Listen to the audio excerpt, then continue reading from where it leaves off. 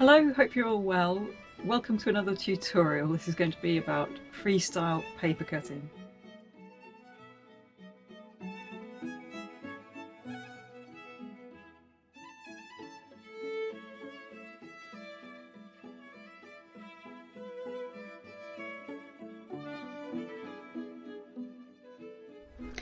How many different tools do you have at home that could be used for cutting paper in interesting and creative ways? If you only have a pair of scissors, that's fine, or you may have access to hole punches, pattern shears, a scalpel or craft knife. The other question to ask yourself is, what kinds of paper do you have that could be used for cutting out of? You might have an array of beautiful craft papers, or you might have nothing more than old magazines and newspapers.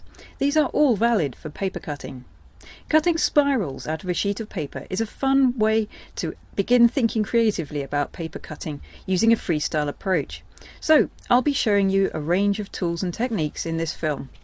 Best to be experimental and let your piece evolve without having too clear an idea to begin with of the finished outcome. Enjoy the details.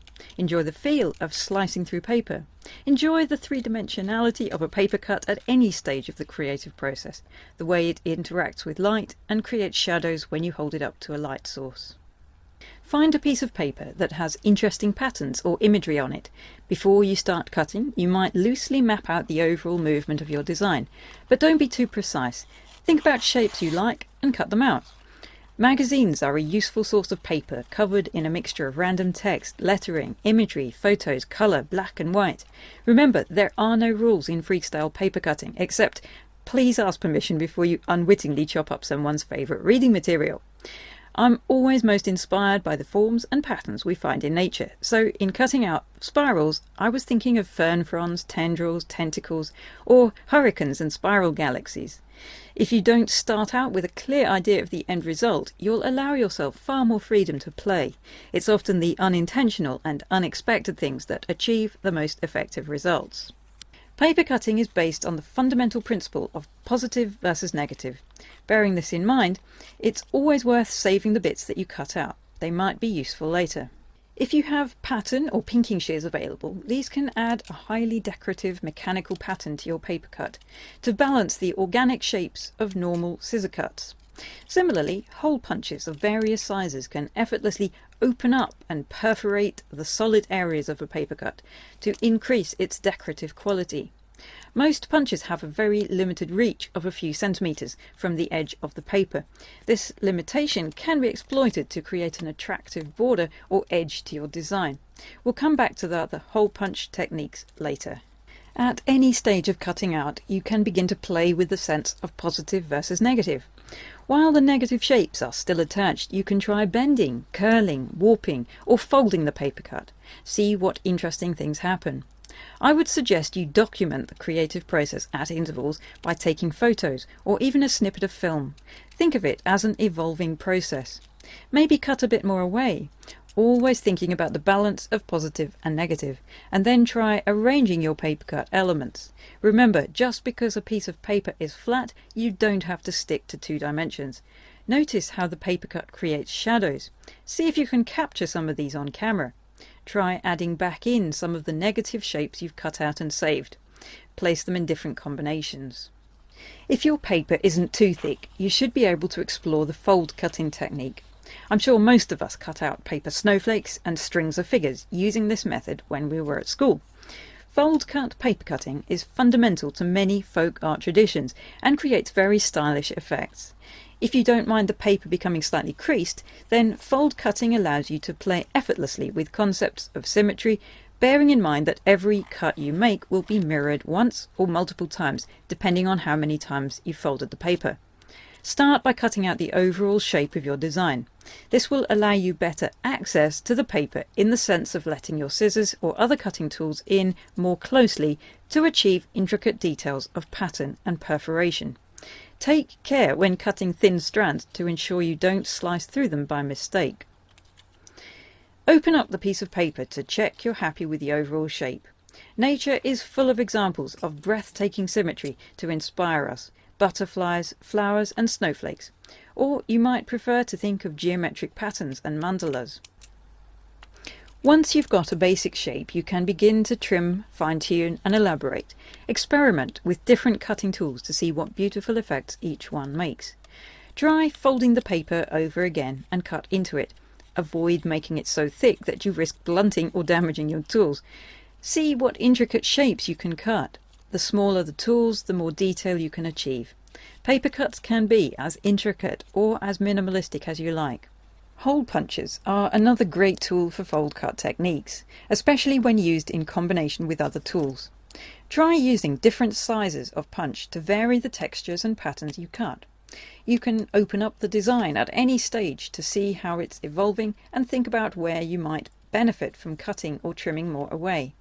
Every now and then you'll need to empty out the punch. It's worth saving the confetti dots. They might be handy later. As I said earlier, the same applies to any small cut-out pieces. Hint, don't place your tea mug too near where you're cutting out, otherwise you'll get to the bottom of it and find some interesting tea leaves. With paper cutting, you can always cut more away. It's less easy to stick bits back on afterwards. Having said that, there are no rules, so don't be scared to take the risk of cutting more. If part of your design falls off, don't panic. It might well be a gift in disguise that allows you to arrange your paper cut pieces in a different way.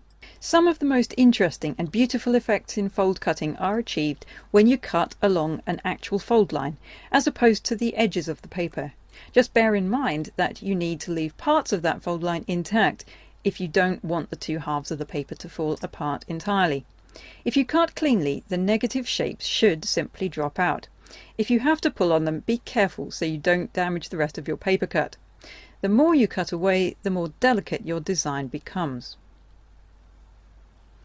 Punches can also be used along edges and fold lines. Experiment with only using part of the punch area to cut, so it doesn't create perfect circles when you open up the paper cut.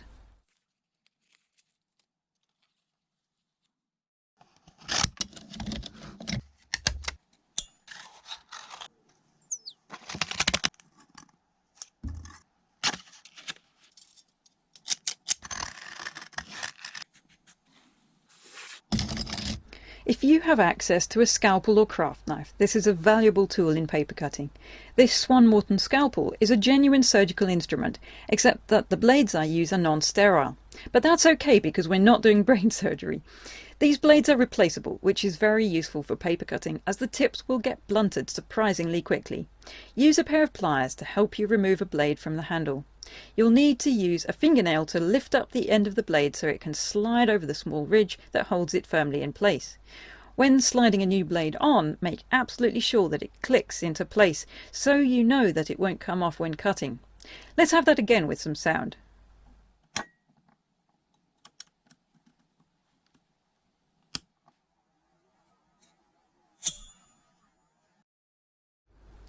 If you find a cylindrical handle more comfortable to hold, there are many options on the market.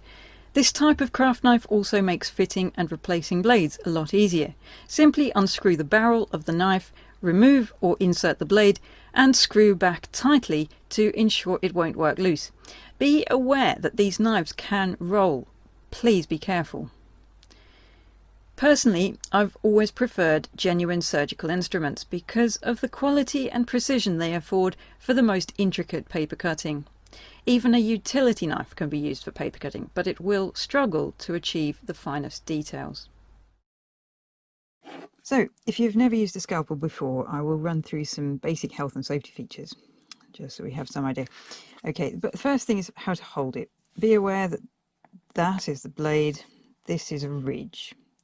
So you're going to be using it this way down onto a cutting mat. The cutting mat is very important. It is a self-healing cutting mat, which you can buy very, very easily in any craft shop. So in terms of actually how to hold it, we're going to be pressing down on it, which it's quite uncomfortable to hold. So what I tend to do is use a small cover. This is a leather cover. Actually cut off a key fob.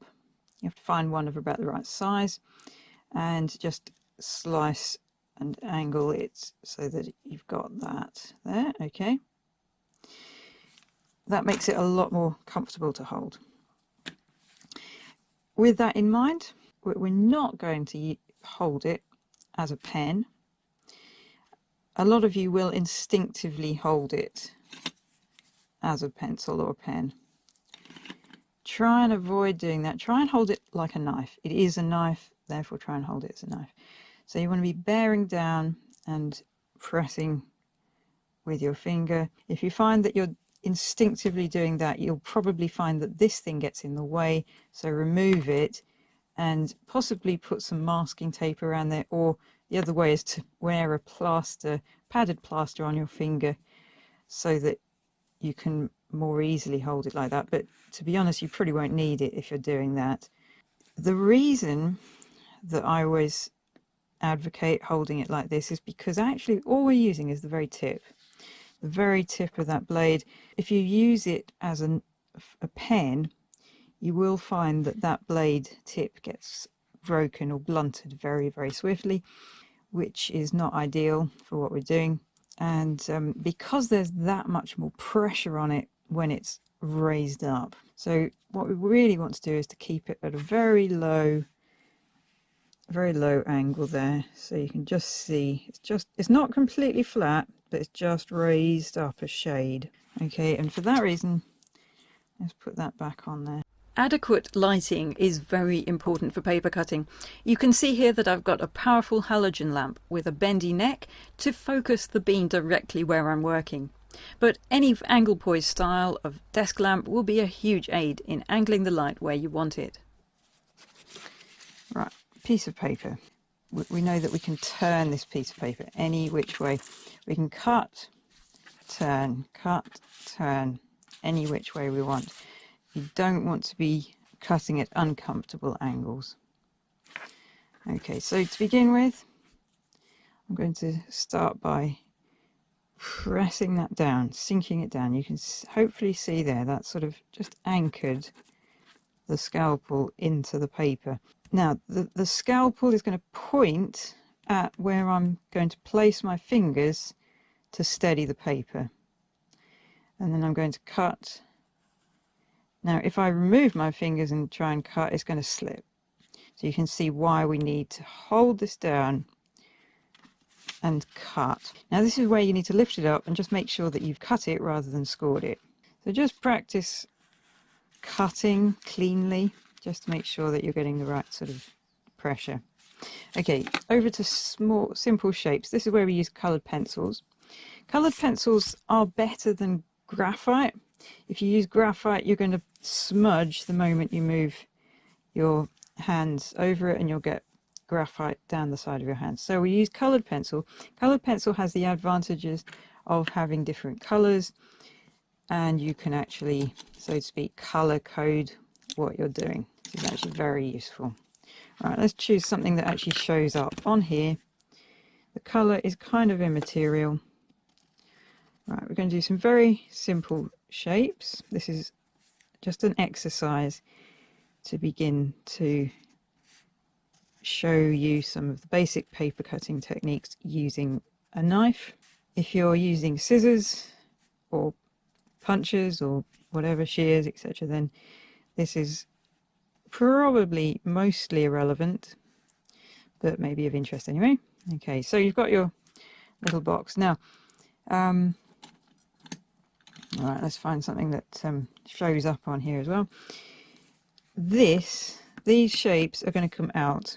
We want these as negative shapes. This is going to be the positive.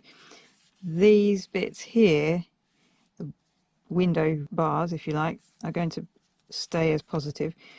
So we can very lightly shade in, very roughly shade in the bits that are coming out of there.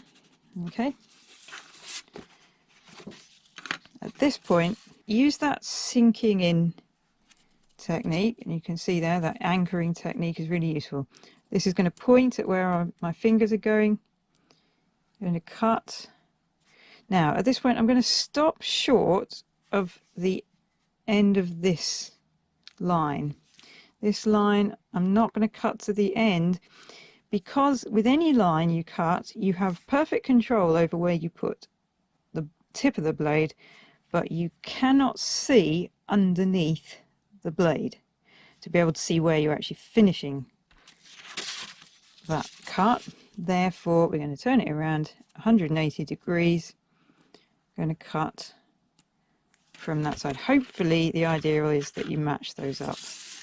If you get a tiny sort of discrepancy, then you'll just need to trim it out. It's not a big problem. Right, again, cutting out of that corner towards this corner, going to stop short, going to turn 180 degrees, going to cut out of that cut out of that corner, and going to join those up. Okay, and again, placing, cutting, stopping short, turning through 180 degrees, cutting, hopefully matching up. Now you've got a flap, and cutting. Now at this point you've got just a little bit of a flap holding that in there, so we cut again out of there, and there we go. The reason that we're doing this is so that these very thin strands here are not going to be compromised. You'll see why, because when you cut, if you were to cut into this corner here, you could very easily overshoot it. So let's cut out of every corner.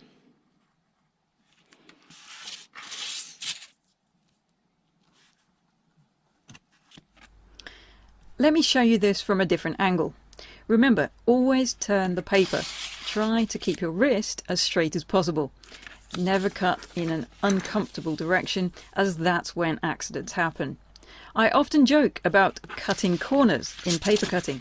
To avoid cutting corners, we cut out of every corner, never into a corner. Unless you know that overshooting really isn't an issue, in which case it doesn't matter, but it still achieves the neatest and most structurally sound results. If you've got tiny bits of feathering there, just go back and trim them out if they bother you, okay? But you can always flip it over, see the sort of pristine feel of that, and carry on.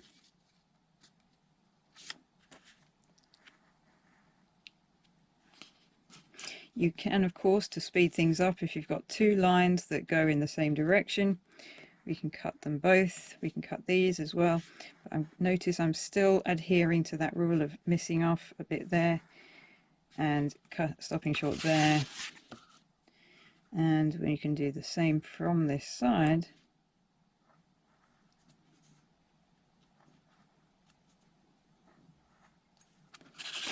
Okay.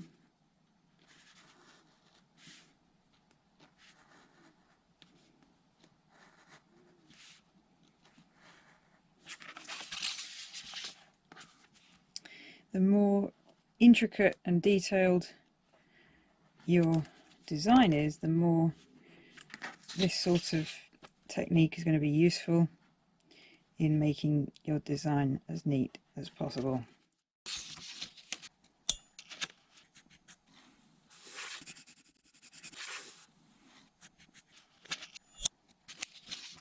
Now, supposing you've got curves.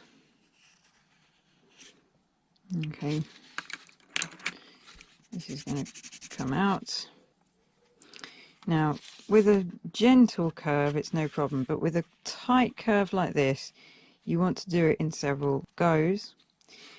If I just do a curve separately, you'll see why. Okay, I don't want to flex much more than about that, ideally. Any more than that, and this hand is going to get out of a comfortable position. I can do it the same here. That's comfortable because I'm slightly moving my body as I'm going, but I don't want to do that with something like this. The temptation is to do this all in one go. Don't ever try to do that. You can anchor it, cut a small bit,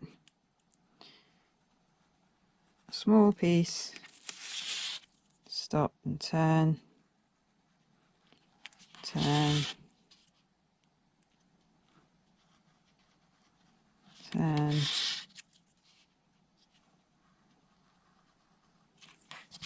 turn,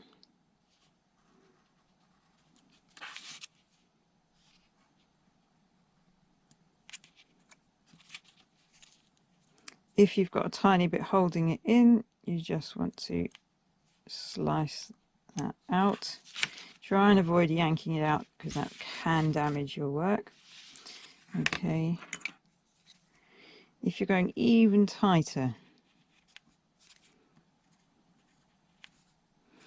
okay, obviously you've got the option of using a hole punch. Okay, you can create very neat and perfect and very quick circles, different sizes, using a hole punch. But if you haven't got that, or if you want to do it this way, then we're going to use tiny cuts. Again, as before, just using tiny cuts, one piece at a time.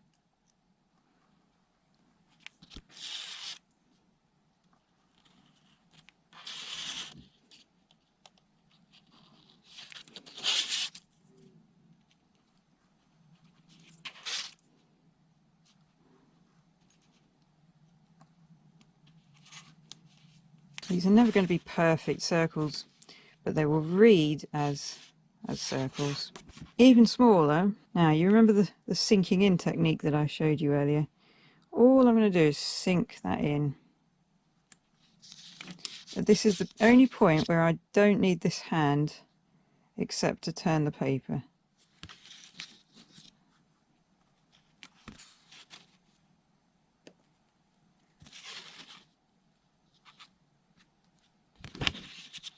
Because I'm not actually cutting, I'm just sinking in.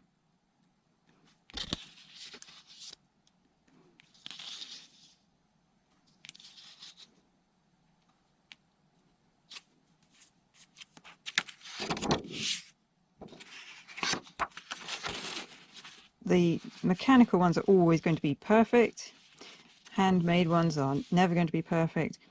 Personally, I always prefer something that's imperfect and not machine made, but both have their place.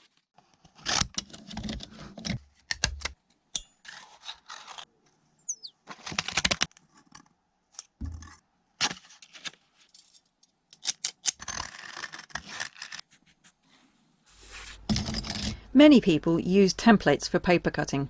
These are useful for practicing basic cutting techniques without worrying about positive and negative, because it's already worked out for you. If you prefer to freestyle, you can of course simply doodle with your scalpel, but if you want to plan the design before you begin cutting, then you'll need to think about which bits are coming out.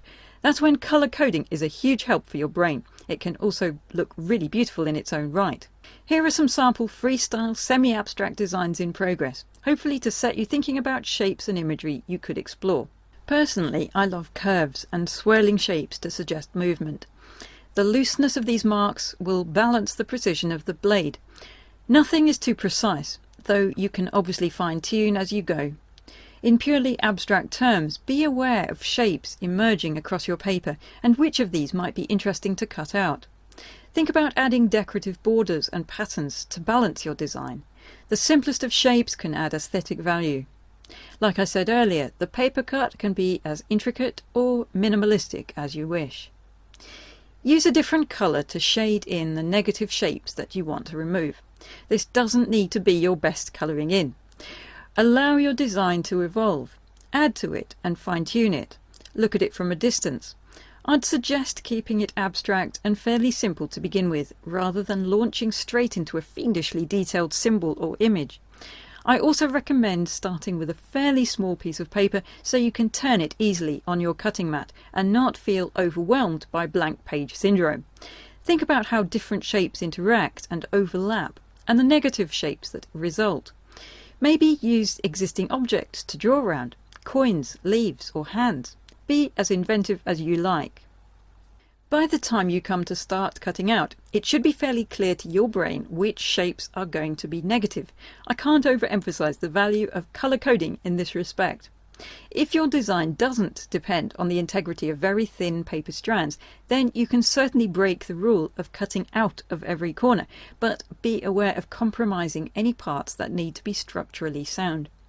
Where you have repeating patterns, save time by cutting all the lines that go in the same direction, but don't forget to turn the paper whenever they change direction. Always brush the bits of confetti off your work area so they don't end up confusing you by poking through the negative shapes of your design, though please be careful not to catch your hand on the blade when doing so. The sinking in technique will allow you to achieve the tightest curves and most intricate detail where you want it.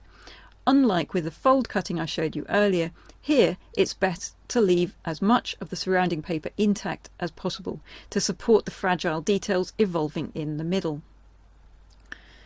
Counterintuitively, start with the most intricate bits, work towards the least intricate bits.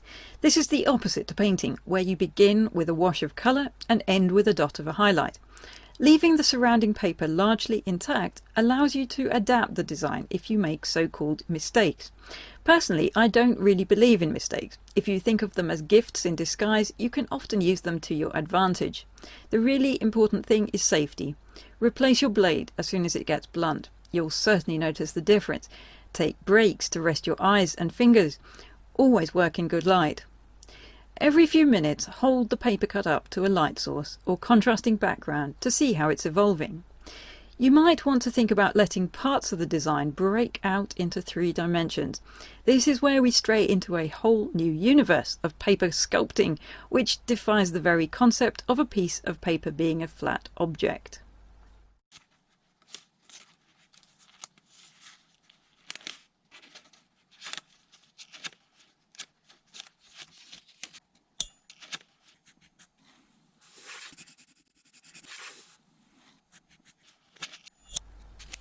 Any paper cut can potentially evolve into 3 dimensions, purely by virtue of bending, folding or warping the paper. If we go back to the scissor cut pieces we were creating earlier, we can experiment further, combining multiple pieces into a cohesive composition, adding in a random element of chance juxtapositions, and letting them develop into 3-dimensional forms.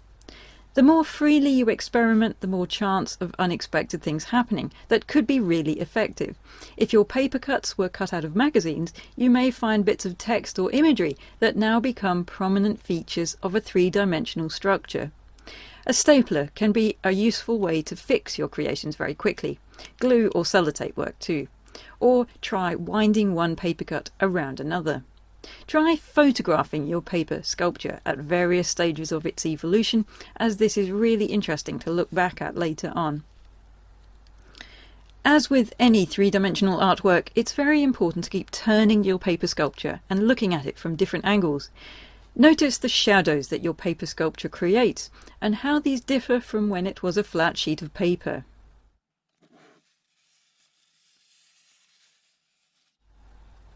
When you've done more than one paper cut, it's always fun to try layering them one on top of another and see what interesting patterns emerge through the negative shapes of whichever one is on top. This is most effective if you've cut out of different colours. Try rotating them, swapping them over. Be careful not to let them tangle and get damaged. Or use bits of confetti as underlays to highlight details of your design. I want to finish by showing you a 3-layered paper cut that my dear friend Amy made for me 20 years ago, which I've treasured ever since. Amy, hope you remember this. So, while I've been waiting for the film to finish processing, I've been playing around with the letters of freestyle paper cutting. And this has happened. Pure gifts create plenty. Interesting message. I hope you've enjoyed this tutorial on freestyle paper cutting and feel inspired to have a go yourself. I can't wait to see what you come up with. Your imagination is the limit. If you haven't already done so, please click subscribe below for free updates about my YouTube channel. If you click the little bell icon on my channel page, it will notify you whenever I upload a new film. Meanwhile, please take care, stay safe, especially when using knives. Many thanks for watching. See you again soon.